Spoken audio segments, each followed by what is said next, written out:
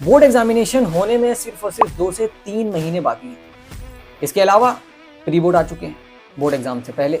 अब कई सारे स्टूडेंट के मन में सवाल है, ये डाउट है कि क्या pre board exam board exam से डिफिकल्ट होता है, या फिर प्री बोर्ड एग्जामिनेशन अगर कोई स्किप कर देता है तो क्या उसको बोर्ड एग्जाम में बैठने का मौका नहीं दिया जाएगा, या फिर प्री बोर्ड एग्जाम की तैयारी कैसे कर सकते हैं, क्या प्री बोर्ड एग्जाम के जो मार्क्स होते हैं वो मैटर करते हैं बोर्ड एग्जामिनेशन की परफॉर्मेंस को। इन सारे सवालों के जवाब आपको इस छोटी सी वीडियो में मिलने वाले हैं। इसी के साथ साथ अगर कोई स्टूडेंट परेशान है कि किस तरीके से प्री बोर्ड एग्जाम की प्रिपरेशन करे, कौन कौन सी जरूरी इंफॉर्मेशन है, जरूरी टेक्निक है जो वो अपना सकता है, चाहे वो प्रिपरेशन की किसी भी स्टेज में हो, यानी कि अगर आपने अच्छे से प्रिपेयर किया हो या फिर अभी आपने कुछ भी प्रिपेयर नहीं किया या फिर आपने थोड़ा बहुत पढ़ा है, उन सभी के लिए वीडियो बहुत ज्यादा महत्वपूर्ण होने वाली है। So hey guys, welcome to your own YouTube channel एडोलॉजिकल, one destination for all information. तो गाइस, सबसे पहले ये बात कर लेते हैं कि क्या प्री बोर्ड एग्जामिनेशन डिफिकल्ट होता है बोर्ड एग्जाम से।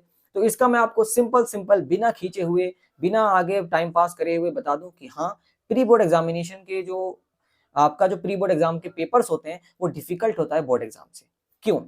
इसलिए क्योंकि देखिए, स्कूल जो एग्जामिनेशन सेट करते हैं वो इसलिए थोड़ा हायर लेवल पे सेट करते हैं ताकि जो स्टूडेंट्स हैं वो और ज्यादा अच्छे से प्रिपेयर करें और ज्यादा उनका कॉन्फिडेंस बूस्ट हो जाए। लेकिन अब यहाँ पे दोनों चीज है, इसके पॉजिटिव साइन भी है, नेगेटिव चीज भी है। क्यों? पॉजिटिव साइड ये है कि भाई हो सकता है, जाहिर सी बात है, जब डिफिकल्ट पेपर सेट करेंगे तो लोग और अच्छे से प्रिपेयर करेंगे। इसकी नेगेटिव साइड ये है कि अगर मान लीजिए किसी ने अच्छा प्रिपेयर नहीं कर पाया तो उसका मोरल भी डाउन हो जाता है। तो इसलिए मैंने समझा कि आपको ये चीज मैं बता दूं। दूसरी चीज कि क्या प्री बोर्ड एग्जामिनेशन अगर कोई स्किप कर देता है तो उसको एग्जाम में बैठने दिया जाएगा कि नहीं। तो देखिए, प्री बोर्ड एग्जाम में अगर कोई स्किप कर देता है किसी भी रीजन की वजह से, अगर कोई लेजिट रीजन है, इंपॉर्टेंट रीजन था, हेल्थ की वजह से या किसी और रीजन की वजह से, तब तो उसको बैठने दिया जाएगा। लेकिन वहीं अगर किसी ने प्री बोर्ड एग्जामिनेशन को स्किप कर दिया तो बोर्ड एग्जाम में वो स्कूल के ऊपर डिपेंड करता है फिर कि वो उसको एडमिट कार्ड इशू करता है या नहीं करता है। अब बात करते हैं मेन मुद्दे की कि हम इतने कम समय में यानी 2 से 3 समय में क्या कर सकते हैं। अब देखिए, आपको इस आने वाले टाइम पे कई सारी यूट्यूब पे वीडियोस मिल जाएंगी कि भाई आप 30 दिन के अंदर सिलेबस कवर कर सकते हैं, एक हफ्ते में पूरा सिलेबस कवर कर दीजिए, ये वीडियो देख ली तो आपके 90% आएंगे। इस तरीके के कई सारे आपको डिस्ट्रैक्शन देखने को मिलेंगे। लेकिन मैं अगर आपको जेन्युइन तरीका बताऊं तैयारी करने का, जो मैंने भी अपनाया था, जो मैं भी अपने कई सारे स्टूडेंट्स को बताता हूँ, सबसे पहली चीज जो आपको अपनानी चाहिए अपनी प्री बोर्ड एग्जामिनेशन की प्रिपरेशन या प्री बोर्ड एग्जाम की तैयारी करने के लिए, या फिर अगर हम बात करें तो बोर्ड एग्जाम के लिए भी, तो सबसे पहले चीज है वो प्रिपेयर विद एनसीईआरटीज। क्योंकि आज के समय में आप देखेंगे तो हर जगह आपको एडवर्टीजमेंट देखने को मिल रही है, कोचिंग सेंटर से लेके स्कूल्स तक, स्कूल से लेके यूट्यूब तक, हर जगह आपको जो है नए नए बुक्स की पब्लिकेशंस की ऐड मिल रही है, कई सारी स्पॉन्सर्ड वीडियोस भी देखने को मिल रही है।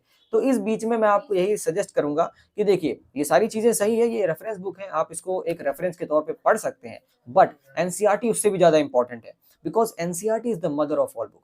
क्योंकि ये सीबीएसई खुद स्ट्रिक्टली कहता है कि भाई हमारा जो क्वेश्चन पेपर है, हमारा जो सिलेबस है, वो सब एनसीईआरटी से ही, एनसीईआरटी के टेक्स्ट बुक से ही बनाया जाता है। तो इसलिए आप सबके लिए जरूरी है कि एनसीईआरटी पढ़ें। बेशक आप रेफरेंस बुक ले सकते हैं समझने के लिए, हाँ, कई सारे इंग्लिश के कॉम्प्लेक्स वर्ड्स आते हैं एनसीईआरटी में जो समझ में नहीं आते, तो उन सारी चीजों को मद्देनजर रखते हुए आप रेफरेंस की मदद ले सकते हैं। लेकिन मेन चीज आपको प्राइमरी एनसीईआरटी रखनी है।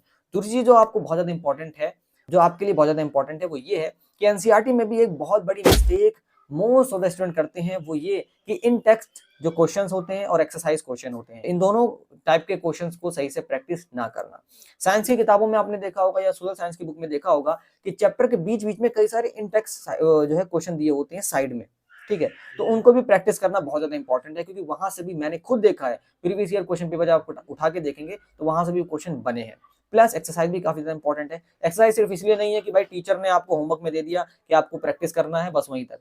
एक्सरसाइज आपको दिल से करना है ताकि आपको आगे के लिए भी याद रहे। क्योंकि कई सारे लोग ये करते हैं कि भाई टीचर ने होमवर्क के लिए दिया, हमने प्रैक्टिस किया, हो गया काम, उसके आगे उसको ना याद रखना है, ना उसके उसके आगे उसको समझना है।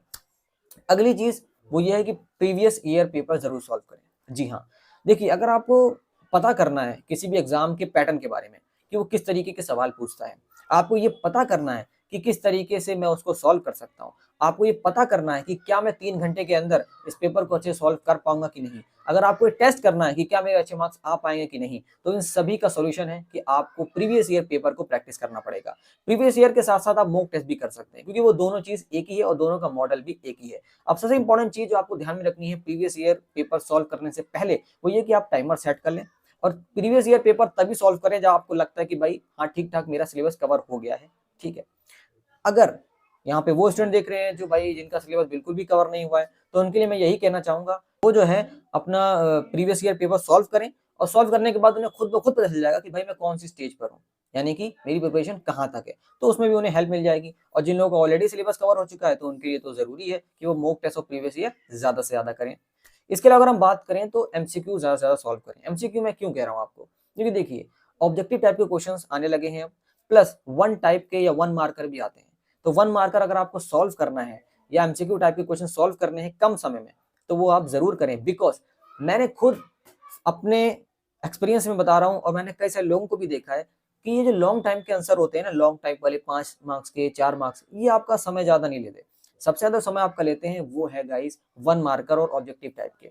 वो आपको कंफ्यूजन में डालते हैं, और उनकी वजह से कई सारे स्टूडेंट सोचते रह जाते हैं कि यार इसका आंसर ए होगा या बी होगा, या फिर जो वन मार्कर वाले होते हैं वो सोचते हैं इसका आंसर क्या था, और उसके चक्कर में आपका टाइम जाया हो जाता है।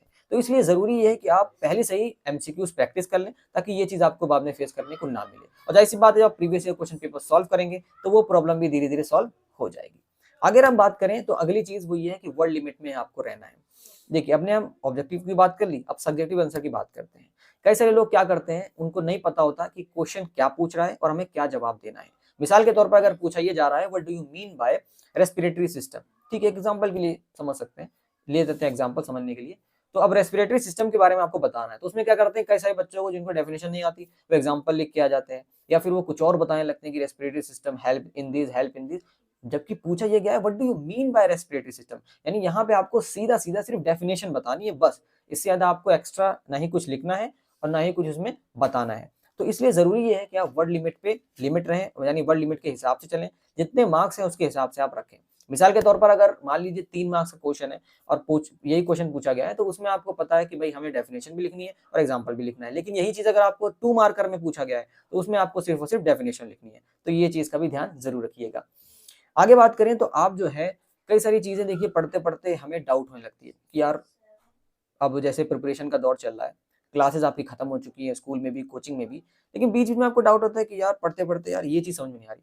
तो उस बीच में आप यूट्यूब के वीडियो लेक्चर्स की मदद ले सकते हैं, क्योंकि आज के टाइम पे ऐसे कोई भी एक्सक्यूजेस नहीं दे सकता कि भाई मुझे ये समझ में नहीं आ रहा, मैं कहाँ से देखूं, या मुझे नहीं समझ में आ रहा। इंटरनेट एक खजाना है नॉलेज का, वहां से आप कहीं से भी चेक कर सकते हैं, आपका जो टॉपिक है चैप्टर डालें, और हमारे चैनल पर भी ऑलरेडी कई सारी स्टडी मटेरियल अपलोडेड है, वहां से भी चेकआउट कर सकते हैं। लास्ट चीज मैं यही कहना चाहूंगा कि ये सारी चीज करते रहिए, बट उससे ज्यादा इंपॉर्टेंट है आपकी रेस्ट और हेल्थ। क्योंकि कई सारे स्टूडेंट जो है वो एग्जाम के टाइम पे बहुत ज्यादा एंजाइटी और बहुत ज्यादा स्ट्रेस लेने लगते हैं, जो सही नहीं है। और कई बार तो ऐसा भी होता है कि जो अच्छे खासे स्टूडेंट पढ़ते हैं उनके भी मार्क्स बेकार हो जाते हैं या अच्छे नहीं आते, बिकॉज वो अपनी हेल्थ पे ध्यान नहीं देते। अपनी हेल्थ का ध्यान रखें, अच्छे से रेस्ट लें, ताकि आप जो है अच्छे से आराम कर सकें और एग्जाम के दिन जाके बैठ सकें। मोस्ट इंपॉर्टेंट ये हेल्दी मैनर में, ये नहीं कि आपकी तबीयत खराब है फिर आप एग्जाम देने जाएं, तो ऐसी बात है आपका पूरा का पूरा जो एग्जाम है वो खराब हो सकता है। ठीक है, उम्मीद है कि ये छोटी सी स्ट्रेटजी वीडियो में आपको बहुत कुछ समझ में आया होगा। इन सीरियस एडवाइस को अपने दोस्तों के साथ भी शेयर कीजिएगा ताकि उनको भी हेल्प हो सके। मिलते हैं आपसे नेक्स्ट वीडियो में, till then take care, thanks for watching.